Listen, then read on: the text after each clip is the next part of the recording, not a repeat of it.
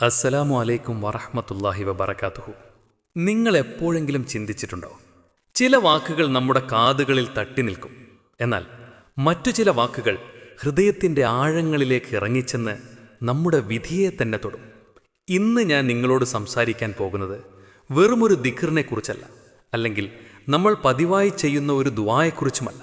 ഇന്ന് നമ്മൾ സംസാരിക്കുന്നത് വിധിയുടെ താളം മാറ്റാൻ ശേഷിയുള്ള ആ ദിവ്യ സ്പന്ദനത്തെക്കുറിച്ചാണ്. അതെ, സ്വലാത്ത്. നമുക്ക് സ്വലാത്ത് എന്നത് പലപ്പോഴും ഒരു ശീലമാണ്.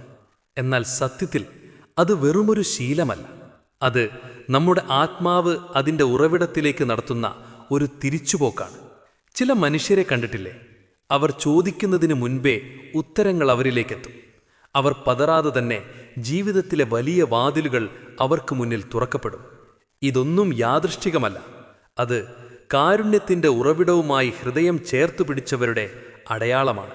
പ്രിയപ്പെട്ടവരെ, ഇന്ന് നിങ്ങൾ കേൾക്കാൻ പോകുന്നത് ഒരു പ്രഭാഷണമല്ല, ഒരു ഉപദേശവുമല്ല. ഇത് കേവലം ഒരു ഓർമ്മപ്പെടുത്തലാണ്. നിങ്ങൾ പോലും മറന്നുപോയ നിങ്ങളുടെ ഉള്ളിലെ ആ പ്രകാശത്തെക്കുറിച്ചുള്ള ഒരു ഓർമ്മപ്പെടുത്തൽ. ചില വാക്കുകൾ കാതിൽ മുഴങ്ങും, പക്ഷേ മറ്റു ചിലത് ആത്മാവിലേക്ക് അലിഞ്ഞിറങ്ങും. സ്വലാത്ത് എങ്ങനെ നമ്മെ ഉയർത്തുന്നു എന്ന ആ വലിയ രഹസ്യത്തിലേക്കാണ് നമ്മൾ ഇന്ന് നടക്കുന്നത്. അതുകൊണ്ട് ഹൃദയമൊന്ന് ശാന്തമാക്കൂ, നാവല്ല ഉള്ളം കൊണ്ടൊന്ന് കേട്ടുനോക്കൂ. ആത്മീയ ജ്ഞാനമുള്ളവർക്കറിയാവുന്ന ഒരു രഹസ്യമുണ്ട്. പ്രവാചകന്റെ മേൽ സ്വലാത്ത് ചൊല്ലുക എന്നത് കേവലം നാവുകൊണ്ടുള്ളൊരു ചടങ്ങല്ല, മറിച്ച് അത് വിധിയുടെ ഒരു ചലനമാണ്. ഓരോ പ്രവൃത്തിക്കും ഒരു രൂപവും ഒരു യാഥാർത്ഥ്യവുമുണ്ടെന്ന് മഹാനായ റൂമി വിശദീകരിക്കുന്നു. സ്വലവാത്തിൻ്റെ രൂപം വാക്കുകളാണ്, എന്നാൽ അതിൻ്റെ യാഥാർത്ഥ്യം പൊരുത്തപ്പെടലാണ്.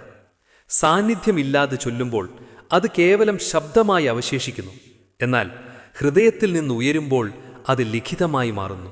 വായുവിലല്ല, മറിച്ച് കാര്യങ്ങളുടെ അദൃശ്യമായ ക്രമത്തിൽ. റൂമി പറയുന്നു, പ്രിയപ്പെട്ടവന്റെ സ്മരണ ഒരു കണ്ണാടിയാണ്. അതിലൂടെ ആത്മാവ് അതിൻ്റെ യഥാർത്ഥ ഉറവിടത്തെ തിരിച്ചറിയുന്നു. ഒരാൾ പ്രവാചകന്റെ മേൽ സ്വലാത്തും സലാമും ചൊല്ലുമ്പോൾ അയാൾ കേവലം വാക്കുകൾ ഉച്ചരിക്കുകയല്ല ചെയ്യുന്നത്, മറിച്ച് തൻ്റെ ഹൃദയത്തെ അള്ളാഹുവിൻ്റെ കാരുണ്യത്തിൻ്റെ താളലയങ്ങളുമായി കോർത്തിണക്കുകയാണ്. ഓരോ സ്വലാത്തിനും അദൃശ്യമായൊരു ഊർജമുണ്ട്. അത് ദാരിദ്ര്യത്തിൻ്റെ ചങ്ങലകളെ തകർക്കുന്നു, കഠിന ഹൃദയങ്ങളെ മൃദുവാക്കുന്നു, ദുർവിധിയുടെ ആവരണങ്ങളെ നീക്കം ചെയ്യുന്നു. റൂമിയുടെ ഭാഷയിൽ സ്തുതിഗീതങ്ങൾ കേവലം ശബ്ദങ്ങളല്ല, അവ അസ്തിത്വത്തിൻ്റെ സ്പന്ദനങ്ങളാണ്. നിങ്ങൾ സ്നേഹത്തോടെ സ്വലാത്ത് ചൊല്ലുമ്പോൾ നിങ്ങളുടെ ആത്മാവിനുള്ളിലെ നൂറെ മുഹമ്മദി ഉണരുന്നു.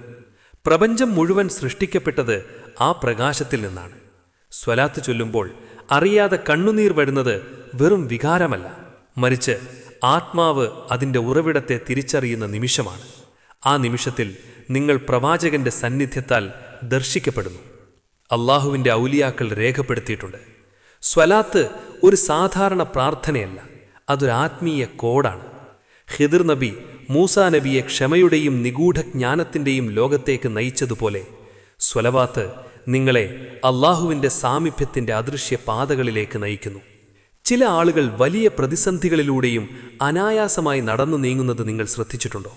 ചില മുഖങ്ങൾ യാതൊരു പ്രയത്നവുമില്ലാതെ പ്രകാശം വഹിക്കുന്നത് കണ്ടിട്ടുണ്ടോ?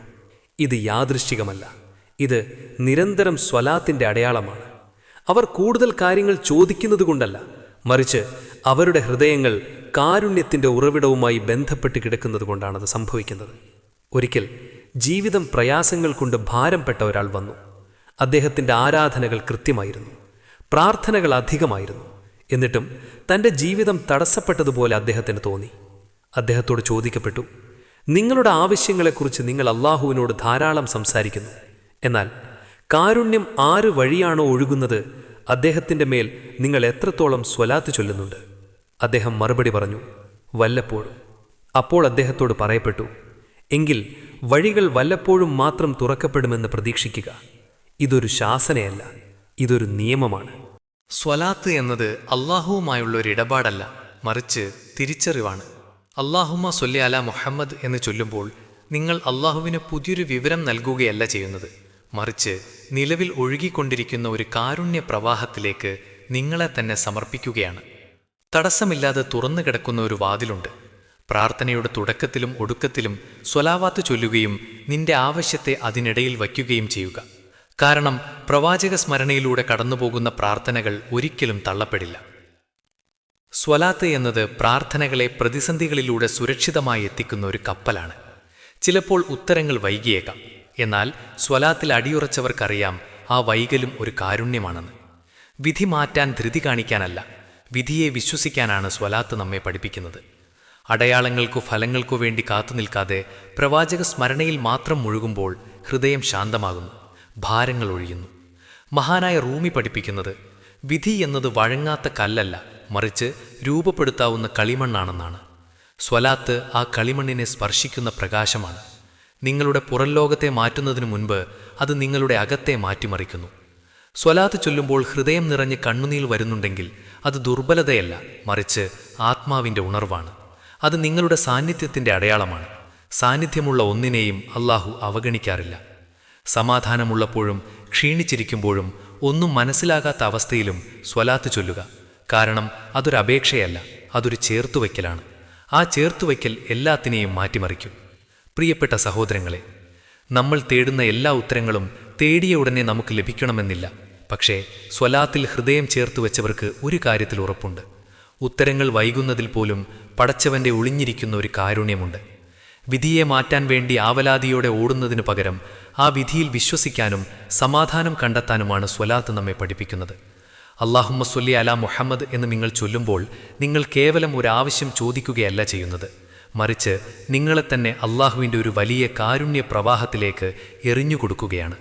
അതുകൊണ്ട് ഇനി മുതൽ അടയാളങ്ങൾക്കായി തിരയേണ്ട, ഫലങ്ങൾക്കായി കാത്തിരിക്കേണ്ട, പ്രവാചക സ്മരണയിൽ മാത്രം മുഴുകുക. കാരണം സാന്നിധ്യമുള്ള അഥവാ പടച്ചവനിലേക്ക് ഉണർന്നിരിക്കുന്ന ഒരു ഹൃദയത്തെയും അല്ലാഹു ഒരിക്കലും കൈവിടില്ല.